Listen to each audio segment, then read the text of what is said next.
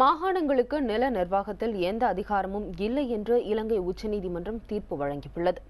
வடக்கு மாகாண சபை தேர்தலில் தமிழ் தேசிய கூட்டமைப்பு வெற்றி பெற்றுள்ள நிலையில் தமிழர்களுக்கு அதிகார பகிர்வுக்கு வாய்ப்பு உருவாகலாம் என கருதப்பட்ட நிலையில் அந்நாட்டு உச்சநீதிமன்றம் இவ்வாறு தீர்ப்பளித்துள்ளது.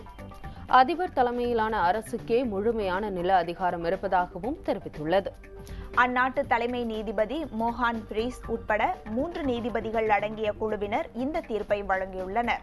தமிழ் தேசிய கூட்டமைப்பின் சார்பில் வடக்கு மாகாணத்தின் முதல்வர் பதவிக்கு தேர்வு செய்யப்பட்டிருக்கும் CV விக்னேஸ்வரன் நில மற்றும் காவல்துறை ஆதார் அதிகாரங்களை மாகாண சபைகளுக்கு பெற்றுத் தருவது தமது முக்கிய குறிக்கோள்களில் முதன்மையானவை என்று கூறியிருந்தார்.